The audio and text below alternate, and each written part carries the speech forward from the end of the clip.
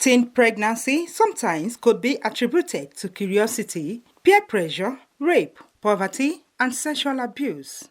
The World Health Organization says approximately 12 million girls aged 15 to 19 years get pregnant and 777,000 under 15 years give birth each year in developing countries. According to World Health Organization, teen pregnancy occurs in young girls between the ages of 10 and 19. It also notes that out of 5.6 million abortions that occur every year among teenage girls of age 15 and 19 years, 3.9 million are unsafe, contributing to maternal mortality. In Nigeria, available data collected from the Statistical Information Officer at the National Bureau of Statistics for 2016 and 2017, Mr. Liu Sani, reveals that 19.2% of teens aged 15 to 19 years had started having children, with 3.1% having given birth before they clocked 15 years. Adolescent birth rate in Nigeria's database, as updated in May 2021, indicates a yearly average of 116 childbirths per 1,000 population, compared with Zimbabwe, which records 180 childbirths per 1,000 populations. 15-year-old Favor Ananaya explained how she dropped out of school at an early age to have a baby. When I took in, my parents were angry at me. They did not send me out of the house, but they beat me mercilessly. They went to the guy people and they didn't take it seriously. The more they didn't take it seriously, the more my parents got angry with me. Any slight thing I do, most especially my mom, she will get mad at me. The guy himself is not doing anything. The mother does not show concern. I've suffered so much when I was pregnant. I will work in my house from morning till evening. I want government to assist me because I want to pursue my dream so that I'll be able to take care of her very well. Two other school dropouts, Joy James and Lovette Julius, said that poverty was a major factor that lured them into early sex, resulting in pregnancy. It was lack of money that made me to get pregnant. My mom is a trader and my dad is a farmer.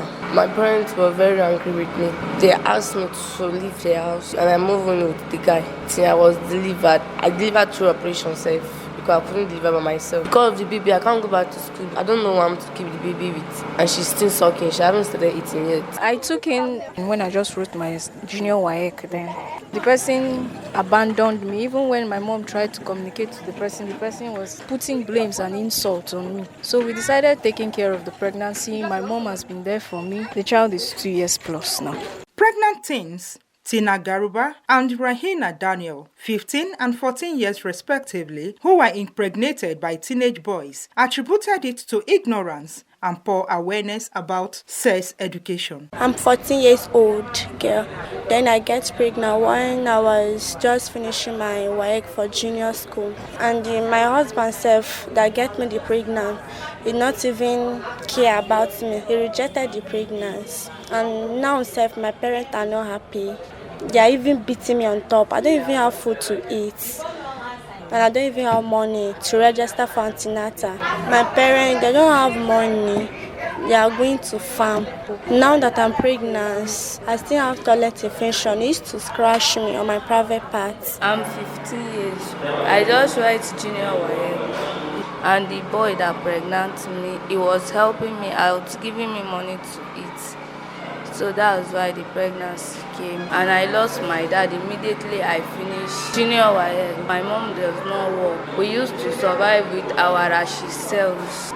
And now she don't even sell. We are together at home. The pregnancy is 7 months. No matter the circumstances, health experts said that the risks associated with teen childbirths are enormous, especially for girls under the age of 15, whose pelvic may not be fully developed. An assistant director, nursing and maternal child health coordinator at the Kuje Area Council, Mrs. Iyabo Balogun, said early teen pregnancy causes anemia and vaginal fistula, VVF. Early sex in teenagers, most of the time, they used to have sexually transmitted diseases. And some are even forced to have that sex. So it affects their emotional life and even their medical life. Early pregnancy, most of them, they are not well matured enough. So most of the time they used to have complication because sometimes some of them does not come for antenatal early. We used to see that they used to lack blood, used to have anemia, delivery complication like vesical vaginal fistula, VVF. Even during delivery, they don't bring much delivery item. The Program and Gender Officer, Adolescent and Youth Sexual Reproductive Health at the Women Friendly Initiative, Ms. Rosemary Adaji, narrated how the organization intervened in the case of a teen mother whose baby had imperforated anus from birth, calling for speedy implementation of policies on reproductive health to address the challenges. We've encountered a lot of issues with teenage pregnancy. Then there was this teenage girl who is 16 years. She got to our facility. She was 6 months pregnant when she first came.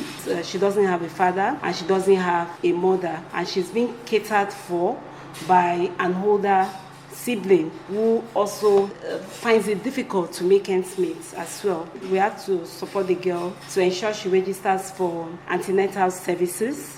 Of course, she had a successful delivery, but at that point in time, we find out that the baby has a blocked anus. The next thing was for the baby to undergo a surgery. Our board of trustees have to step in to pay the surgery fee. By God's grace, the baby and the mother are all fine today, and the girl was also able to go back to school. The Assistant Director, Child Development Department, Federal Ministry of Women Affairs, Mrs. Miriam Shaibu, said there was ongoing efforts by the ministry to enroll teen mothers in school so that they can complete their education up to secondary school level, as well as embark on campaigns to end early child marriage in line with the 2003 Child Rights Act. Girls that are involved in teen pregnancy while in school should be given the opportunity to write their exams as long as their health allows them to do so. They should also be allowed to return to school to continue their education after delivery. The Federal Ministry of Women Affairs, Federal Ministry of Education, Federal Ministry of Humanitarian Affairs, Disaster Management and Social Development can collaborate to ensure that their babies are placed in child care centers and the girls sent back to school to complete their secondary education. Those not willing to go back to school can be enrolled in drop-in centers where they can be trained in vocational skills to enable them earn a living to take care of their lives and that of their babies. Although there had been sensitization programs, experts believe formulation of laws to end child marriage and enforcement of the law that makes education compulsory to a certain level would nip in the bud the ugly trend.